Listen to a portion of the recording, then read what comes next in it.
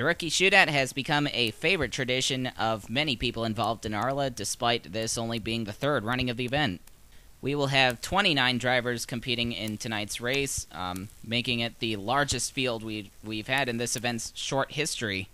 And this year, race organizers have provided a new incentive for the drivers, a hefty prize of 25 championship points for the winner. In the past two runnings of the Rookie Shootout, the winner was guaranteed a starting spot in the season opener, but the new race format in the Elite Series has eliminated the qualifying races, so there really isn't any need for that. Several drivers and teams were concerned about the presence of Derek Dudding this week. Dudding in his multicolored TTE RB6 was well over 15 miles an hour off the pace in Tuesday's open practice.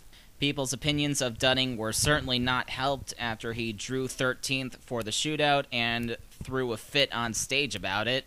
Apparently, he was hoping that he would draw the pole, and he very openly stated that he thought the officials were against him and threatened to call the police. Needless to say, Dudding was forcibly removed from the drawing, but he will keep his starting position, which I don't really agree with. And now I will hand it off to Scott for the race. Thank you, Earl. Nico Petrov drew the pole with Dan McKay on his outside, Rene Ricarmier and Makoto Yamada in row 2, Cletus McGuffey, the ASCC driver, on the inside of row 3, Salvatore Provenzano and Jeremy West in row 4, Holden Roberts is going full-time this year in the number 165, Scott Dallitz and Nick Howard row 6, row 7, Derek Dudding and Damian Snyder.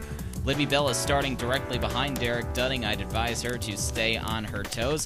AJ Young and Amy Patty in row number 10. Hawk Slider and Rachel Rainsford are both going full-time this year. Row 12 is CJ Cameron and Robert Scott, who went for a spin in open practice. In row 14, we have Mamba Kumengu, who won a Team Junior race a few years back, and then Edwin Schwartzlowski starts last.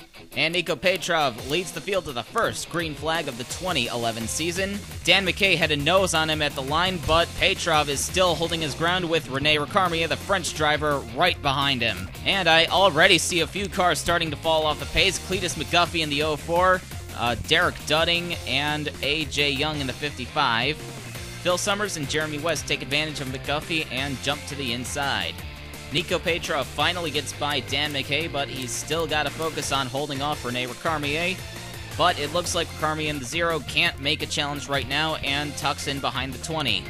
However, a few moments later, Ricarmier does get a pretty nice run on Petrov and is able to get by him without much of a problem. Ricarmier stated in an interview a few days ago that he hated the way stock cars handled, but he seems to have gotten the hang of it pretty nicely.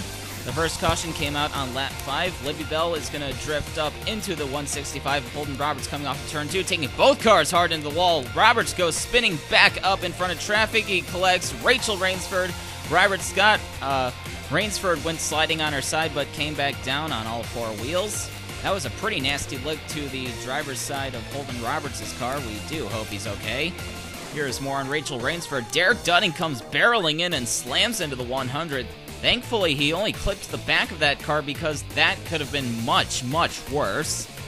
Here we are riding on board with Derek Dudding. He hardly slows down at all. And that is going to take Derek Dudding out of the race.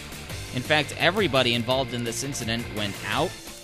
Rene Ricarmier continues to lead on the restart with Nico Petrov still in second, and Mike Howard has worked his way up to third. Jacob Iikoltz makes a move on Dan McKay going into turn 1. However, the yellow flag flew immediately after the restart. Chuck Bloomers in the 89 goes 3 wide with Hawk Slider and Matas Kazimieras. They all get together. Hawk Slider goes hard into the wall. Chuck Bloomers is sent sliding and then gets slammed into by AJ Young. Edwin Schwartzlowski in the 66 is also collected. There's another part to this incident. Damian Snyder is following Mamba Kumengu in the 152. Kumengu gets into the 11 of Matas Kazimieras and bounces into Snyder, taking both cars into the wall. Cletus McGuffey in the yellow 04 just barely gets through this. He fell off the pace early on, but that was a brilliant piece of driving that he showed right there. And now here's a not-so-brilliant piece of driving by Michael Madrigal in the 64 as the leaders slow down. He gets into the 58 of Salvatore Provenzano and spins him into the wall. Not too sure what Madrigal was thinking. The officials called him to the hauler. Rene Ricarmier continues to lead on the restart. Mike Howard in the 610 Juno S1 is right behind him. Nico Petrov shoots to the outside of Jacob Iikoltz in the 231, but that's not going to work here at this track where the inside line is the preferred line. Moments later, Iikoltz is going to get by Mike Howard and start chasing down Rene Recamier. Scott Dalitz in the 18 has taken the 4th spot from Nico Petrov. We're riding on board with Iikoltz shortly after this, and there he goes right by the 0 to take the lead. Iikoltz attempted a couple of Elite Series events last year, but he didn't qualify for any of them. However, he's showing a lot more speed as we kick off the new season. Scary moment for Nico Petrov. Gary D'Souza in the 149 tags him coming off of turn 4. He gets sent through the infield grass, and he comes back up without hitting anything. Petrov makes an awesome save when that could have been a very nasty crash. Back up front, Jacob Iikoltz in the E231, the Iikoltz family's privateer car, is starting to open up a bit of a gap on Rene Recamier. Mike Howard in the 610 still sits in 3rd, but you can bet he'll be looking to pounce if either of them make a mistake. Despite spinning Salvatore Provenzano under caution, Michael Madrigal is not doing a bad job. Madrigal had a very dismal season in the ARLA Thunder Trucks last year, but M&J Racing decided to stick him in the famous number 64, which Bobby Porto took to the championship last season. And that decision seems to be paying off so far. Madrigal is running up in the top 10. A lot of people have high expectations for Bruce Wilkinson in the number 7 Volpe for Gravity Racing Inc.